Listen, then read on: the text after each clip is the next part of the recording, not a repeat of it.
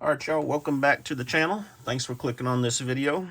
Hopefully you're a regular subscriber of mine. If not, click that little subscribe button, become one.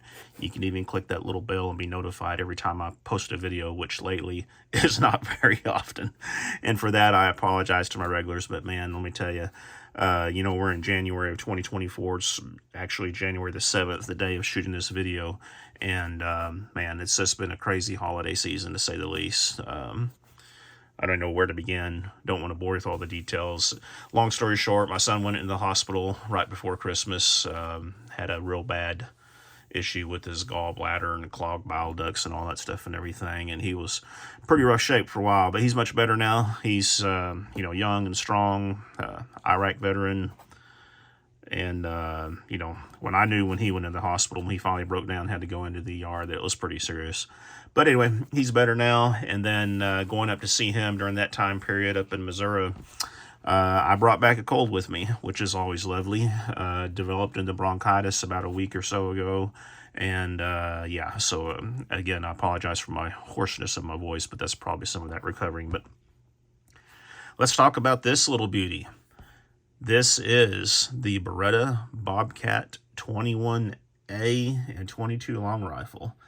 And this is what they call the inox version because it is made from stainless steel instead of the usual blued steel that these are made in.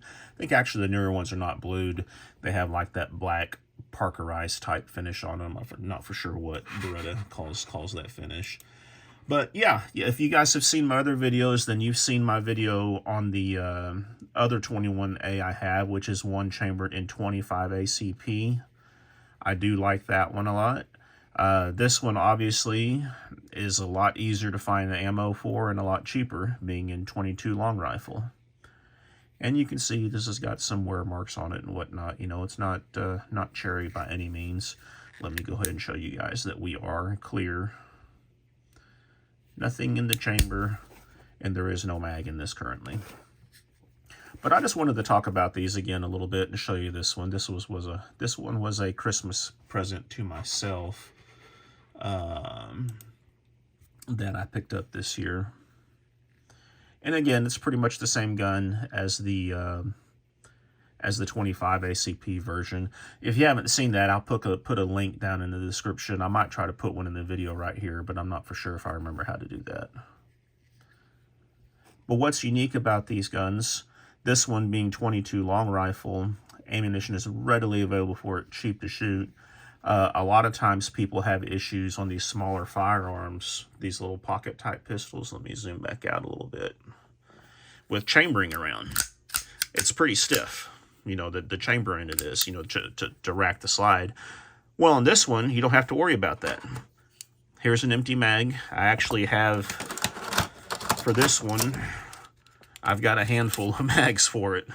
So it's always nice. And I got this used. As I mentioned, it was a Christmas present for myself.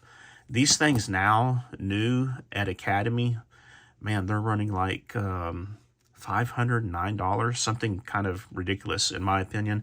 I got this one used from the local gun trader website here in Houston. I think I paid $325 or $350 for it with the box. As you can see here, the little zipper pouch, this handy dandy little loading tool. I'll show you that here in a second. And then like 6 or 7 mags. I think it was 6 mags total. But what I was getting at is that what makes these 21A variants, any of the tip-up Beretta variants, pretty unique. Instead of having to rack the slide, a person could insert a magazine that was already loaded, tip the barrel up, drop your round in right here, and you're ready to go. Your first shot will be a long double action pull. If a person wanted to, they could cock the hammer for the first shot. So this little firearm is what they call a double action, single action firearm, meaning your first round that you shoot, it's going to be a long, heavy double action pull, which gives you a good safety on the trigger, meaning that very little chances of this trigger accidentally getting pulled and discharging if you're carrying this in your pocket or something like that.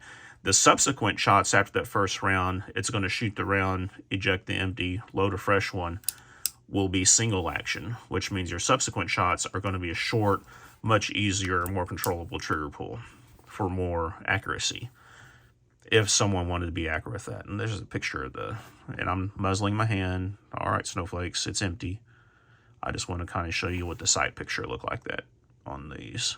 Very small sights, somewhat rudimentary, but they do work. Now this 22 will have a 7-round capacity for the 22s in the magazine.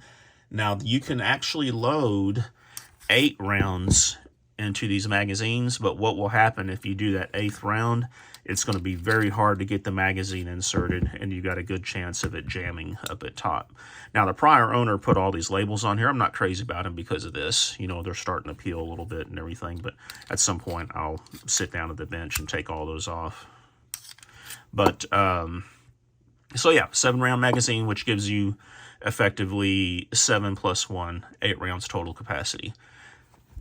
Which means there's obviously, if someone wanted to carry a 22 for self-defense purposes, I personally think the Ruger LCP II and 22 is a better choice. I think I have a video on that. If I do, I'll try to link it right here. If I don't, I need to do a video for that.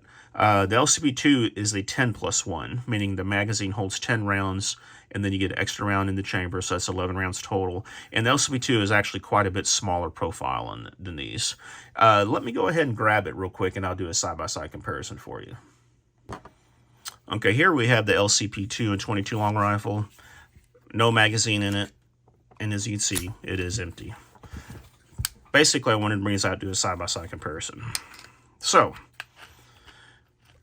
look at him like this. You can see that the Beretta is probably just about, including this beaver tail, about the same overall length. As far as the height goes, it's hard to get this to capture in video. It looks like the Beretta is taller, but it's not. Well, maybe just a hair right here towards the end, because the Ruger has this little tail piece thing hanging out here. The Beretta is quite a bit thicker though. Again, hard to see it when they're right up against each other. Let me try it like this. Yeah, you can see the Beretta is quite a bit thicker. The Ruger does have a little bit better sights on it. A little bit easier to pick up. Now, I carry this Ruger quite a bit, actually, for self-defense purposes. I wouldn't hesitate to carry this one as well. Although I will admit the Ruger has some advantages. One of which is the extra round capacity. The better sights do make it easier to get on target. Now, interesting enough, on all the LCP variants, they normally don't have a safety, but on the 22, Ruger decided to put a safety on it. If you're like me, I pretty much just carry with the safety off. Now, one disadvantage is the Ruger, the LCP II, and I'm not going to dry fire these because I don't believe in dry firing 22s. The trigger is a lot easier to pull than it is on this one. So theoretically, this one would be safer to carry if you're worried about accidentally pulling the trigger. But in either case, as long as you carry it in a good dedicated holster, like on this one, for example, I use a Don Hume molded holster, you're safe. I mean, you're okay. Back to this one. Now, I did mention, of course, that it's double single action. This one does have a safety on it as well. And it's this typical 1911-ish type safety where you just reach up with your thumb and click it off. Personally, I don't use it, but I do carry this in what they call, I think it's a third cock mode, where you can pull this hammer back right there, and it helps take the hammer off of the firing pin, just in case, I'd like to put it in that. I think it's an extra measure of security against it being dropped and possibly hitting the hammer. But yeah, I really do like these guns. I like them because it's a Beretta. I do like Beretta firearms. This one is made in USA. The Bobcat 21As, I think they started making these, I'm wanting to say, gosh, I'm sure someone will jump in here and correct me if I'm wrong, but I think they started making these in the 1984, I believe, is when they started making the Bobcats. Now, that was in 25 and 22 long rifle. The stainless version, like I have here of the 22, they started making that in the year 2000, I believe. Now, as far as I know, I don't believe they made the 25 or make the 25s in the stainless. Boy, that would be a slick little gun if they could do that. But let's take a look at some weights here. You guys know I'm all about the scale. And we'll cut y'all loose from this exciting video. Get my scale out. It's in ounces. We'll tare it to 500 grams. Should be 17.6 ounces. Yep. I say tare it. I just mean verify that the weight's accurate. So let's do it like this. Let's go ahead and weigh it with the carry capacity. We have an empty Bobcat. By itself is, what is that? 11 ounces. We'll put a loaded mag and then one in the chamber. 13.1 ounces total weight. Not bad. Not bad for a nice little pocket carry in 22. If a person was inclined to carry a 22, blah, blah, blah. I don't want to get into the debate with that here. Let's go ahead and take a look at the LCP II. 9.7. We'll add a mag. This is the LCP II mag. As you can see, it's my pocket carry. Got quite a bit of lint on it. 12.2, so you get a few extra rounds and it's quite a bit lighter. Not that I'm advertising the LCP II in this video. I will want to go over one more thing. I told you I would show you this little magazine loading gizmo that came with this. Now, I've tried this, and it's kind of a pain in the butt, really, to me. It's more pain than what it's worth. But basically, it slides over this like this. And you see these little buttons. This thing will push that down to where you can load your rounds easier. It basically takes the little follower and pushes it out of the way. I guess if you're loading a whole lot of magazines, it might be worth it to save your fingers, because that's the problem, is these things are kind of hard on your fingers. These little button things to pull those down. I will show you one more major difference in why I like the LCP II better than the Bobcat. And again, I don't mean to turn this into a comparison video, but I guess it is, so I will probably put that in the subject as well. But the Bobcat, and all Bobcats are like this, you'll notice, what do you see that's odd about this? There's no extractor. So that means if you get a dud, like if you try to shoot a 22 and just click, bad primer, which does happen on 22 rounds time to time. Now, I will say, in my defense, it's usually only with cheaper ammo. I don't think I've ever had a CCI or one of the Federal Punches that had a bad primer. But it is possible. But the thing is that if you have a dud in here, your common reflex as a semi-automatic shooter is to rack the slide, tap, rack to clear it. You can't do that on this one because there's no extractor to pull that dead round out. You have to flip the barrel up, and if you're lucky, the round might come flying out when you flip it the barrel. If not, you've got to reach in here with your fingernail, pull the round out, put it back down, then chamber it again.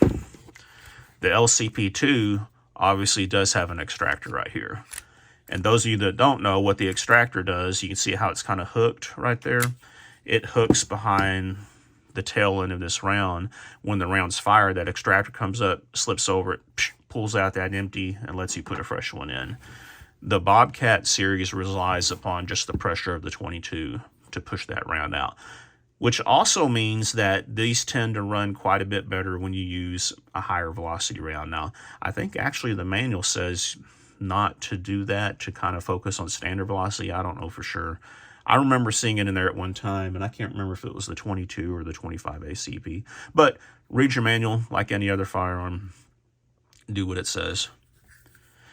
But again, folks, I just wanted to show you this.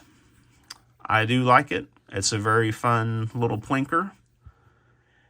Another advantage with this little tip-up barrel is it would be a good varmint gun because you could tip up the barrel and drop in one of the Aguila Calibres, the little ones. I've got a video on those that have just a charge only in the primer, or you can drop in like a 22 birdshot one and effectively use it as like a nice little single shot one.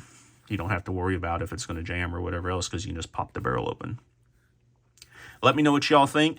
If you guys want to see a good shooting video of this, I highly recommend you check out Buffalo Outdoors. I think he did a video on this not too long ago. He's a really good guy, and man, I love his shooting videos. Thanks for watching. You guys be safe out there. We'll holler at you soon.